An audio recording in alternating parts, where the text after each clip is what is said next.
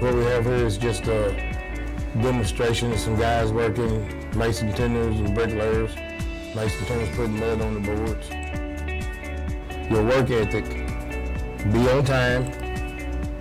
If you must be absent, call your foreman and discuss the matter with him at the earliest possible time. Give your team and your company 8 hours of work for 8 hours of pay. Leave your personal problems at home. Learn to work smarter, not harder.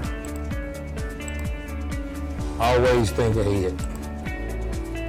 Work safe and always think safety. Be a part of the team. No job in masonry is more important than the job of the mason tender.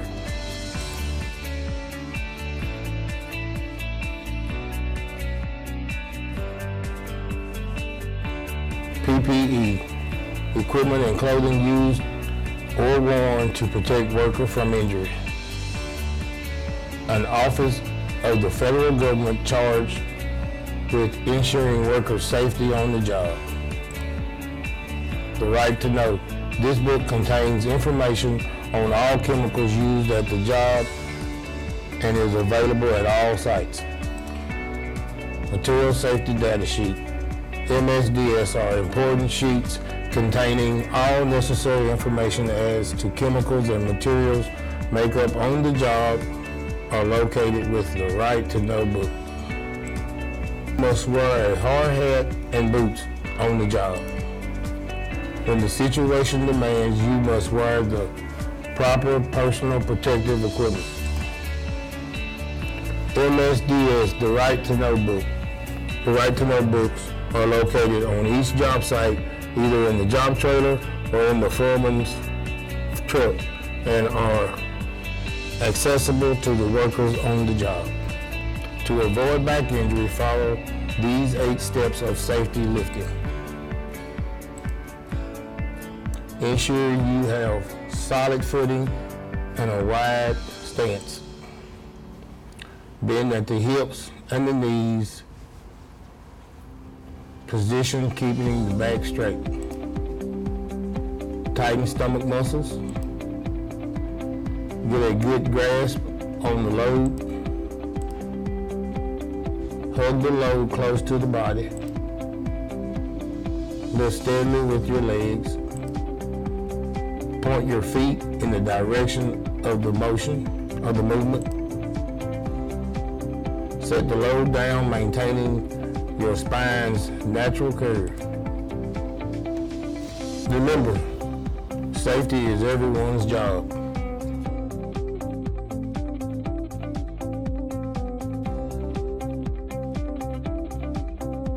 Keep debris from under your feet. Always be aware of what is going on overhead.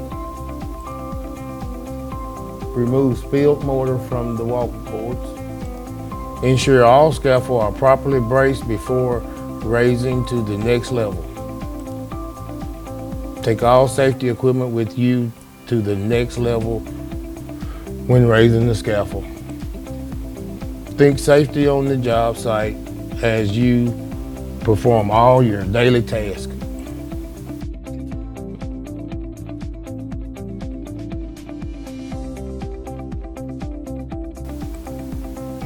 Words to know: mud, mortar, mortar board, a mortar board on which mortar is placed for the mason.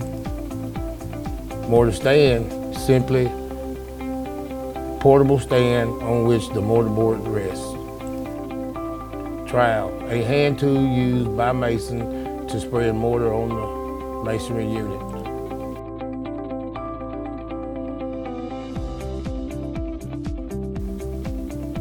Wire strips of various sizes and types used in masonry walls.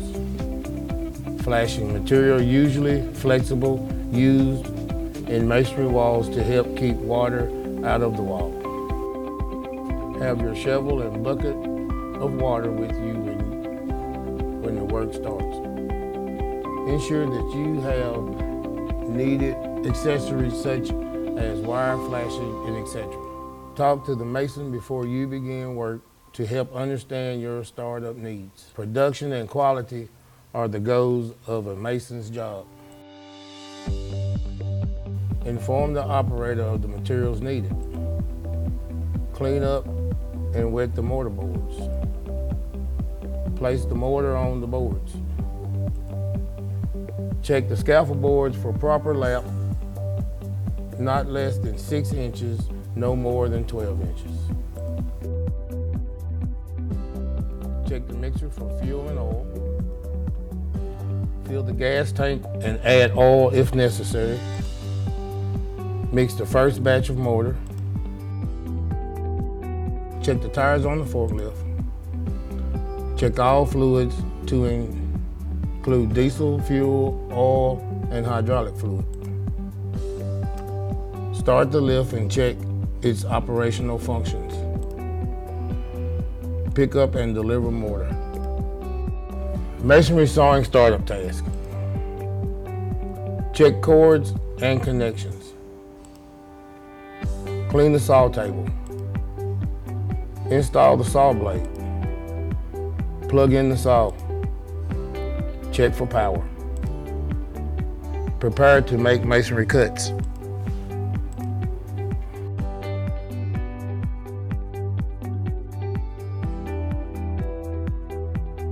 Words and phrases to know. Game box. A large wooden or metal box used to store tools. Mortar pan.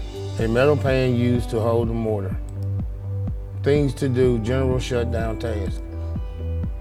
Remove excess mortar from the mortar boards. Cover the wall and the material. Turn the mason's walkboards. Put the tools in the game box and lock it. Chain the wheelbarrows to an unmovable object. Clean the mixer. Check the fuel and oil level and add as needed. Cover the mortar and the sand. Wash out the mortar pan. Clean the saw bed and saw table. Remove and store the saw blade. Perform daily saw maintenance. Gather all the mortar boxes. Check the fuel, oil, and hydraulic level and add as needed.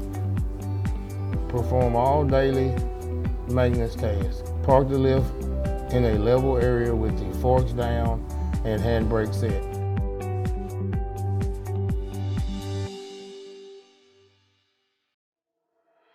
Tempering the mortar. Adding water to the mortar to achieve the right consistency. Shaking up the mortar. Tempering the mortar on the mortar board.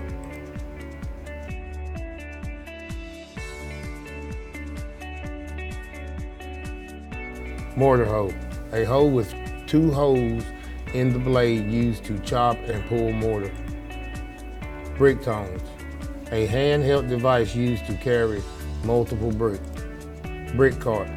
A 2-wheel cart used to carry a band of brick. Pallet jack. A hydraulic jack with wheels used to move a pallet on a hard surface. Add a small amount of water to the mortar on the board. Use a square shovel or trowel to mix the water into the mortar until the mortar is the right consistency. Always pull the mortar from the outside toward the center. Different temperatures or wet conditions will determine how often the mortar needs shaking. Keep the tools clean. Wet the mortar board before putting mortar on it. Shake up the mortar when you see that it is needed or the mason tells you. Use brick tongs to carry up to 11 bricks. Use a brick cart to move a band of bricks. Use a pallet jack to move a pallet by hand. Keep your wheelbarrow clean. Think ahead.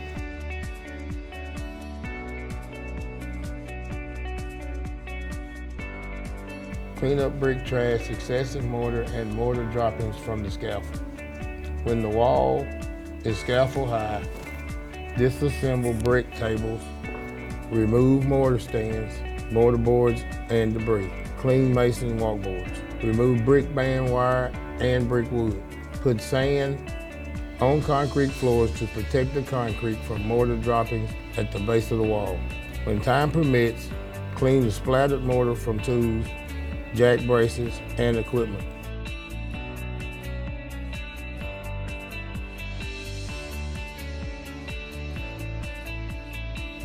Depending on the weather and the type of masonry unit, the consistency of the mortar will be loose or tight. Loose mortar has more water and is normally used for laying brick. Tight mortar has less water and more sand and mortar and used for laying block. The larger the block, the tighter the mortar must be. Follow these steps in order to mix mortar in a bucket. Use a trowel, add sand and mortar in a 3-to-1 ratio. Mix the sand and the mortar using a trowel. Add water to the mixed sand and mortar gradually and mix until the mortar reaches the proper consistency. When mixing mortar in a wheelbarrow, normally only 1/2 of a bag of mortar will be used at a time. Follow these steps to mix mortar in a wheelbarrow. Wet the wheelbarrow. Add 8 shovels of sand to a 1/2 bag of mortar. Using a mortar hoe, mix the sand and mortar, pulling the sand and the mortar from each end of the wheelbarrow.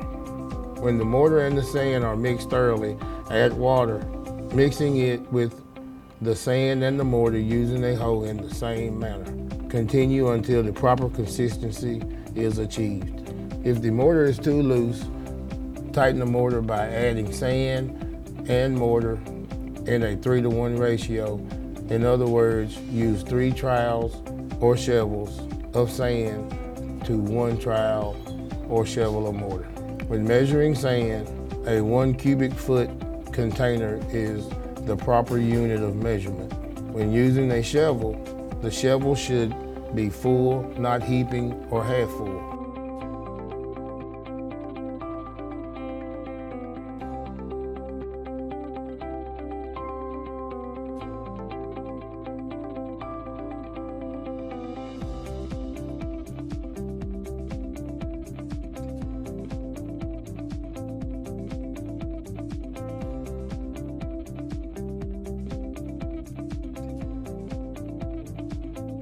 Remove all trash from the work area before it becomes a hazard.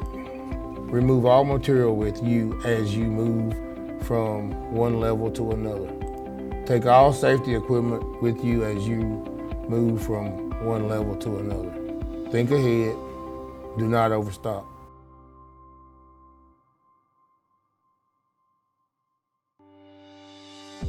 Masonry units. A general name for a block, brick, or stone. Scaffold jack. The part of the scaffold frame that supports the weight of the scaffold. Mason board. The scaffold boards on which the mason works. Course. A row of masonry unit running horizontally in the wall. Cuts. A specific shape of a masonry unit made with masonry saw. Use a brick table to elevate material when stocking a brick wall on the ground.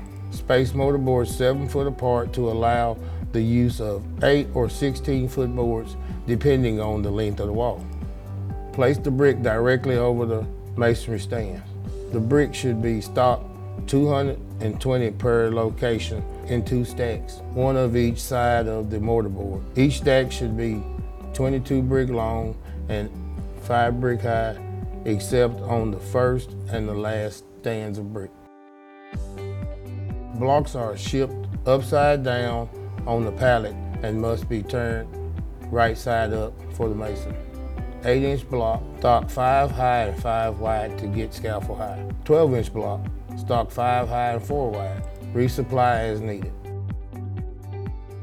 Stocking brick to the left and right of the scaffold jack so that the weight of the material is centered over the scaffold jack. Stock 5 stacks of brick, 11 wide and 5 high from front to back. Think ahead, do not overstock. Stock 8-inch block 4 wide on one side of the scaffold jack and 3 wide on the other. When the mason boards are level with the scaffold deck, blocks can be stocked 5 high. Stocking should be consistent with mortar board placement. Example for stocking 8-inch block on a scaffold. Starting on the end of the scaffold, moving right to left, 8-inch block are stocked 4 to 3, 4 to 3, 4 to 3. 8-inch block between 2 scaffold jacks will allow the mason to lay 7 courses. When the mason boards are between decks, 12-inch blocks shouldn't be over 3 high. When the mason boards are even with the deck, 12-inch block can be 5 high. Stock cuts as close as possible to the place where they will be used. Think ahead, don't overstock.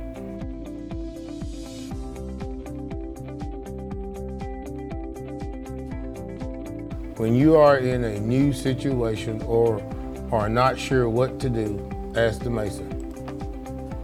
Questions you might ask the mason are, what are you going to need here? How many courses are you going to lay? What is the stone height? Communicating with the mason makes everyone's work easier. Always talk to the mason about his needs before you begin work. Think ahead and ask questions when you do not know or are not sure. Count the courses and figure the amount of block or brick that the mason will need for any area. Make sure that you have enough block, brick, flashing, hooks, wire, mortar, etc. If necessary, get the items needed and place them near the scaffold so the operator can lift them to you. Do not overstock.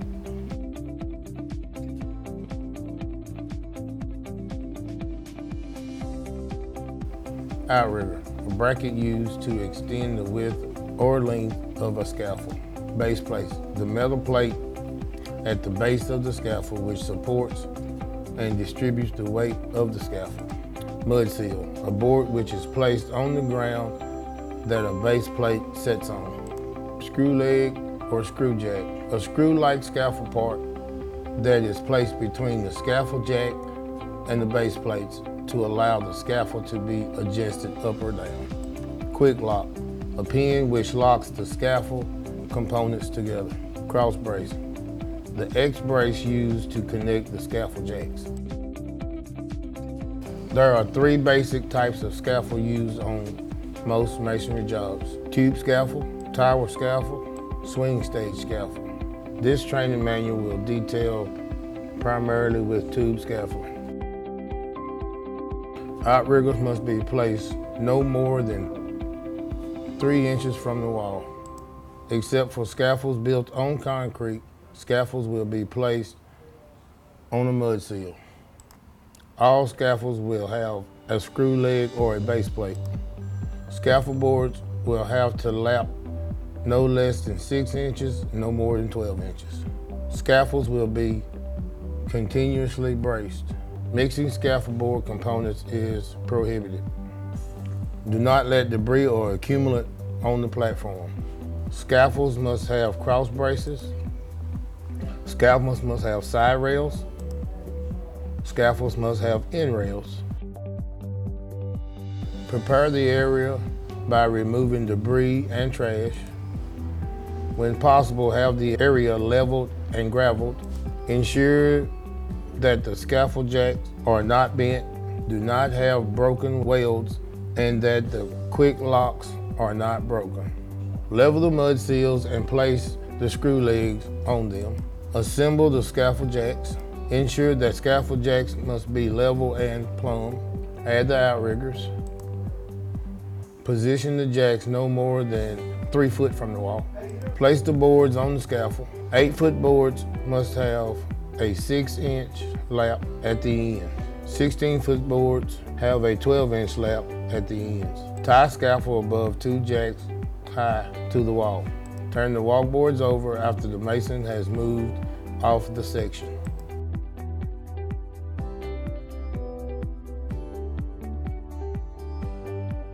Forklift hand signals. Stop, raise the load, lower the load, tilt right, tilt the forks left, tilt the forks up, tilt the forks down,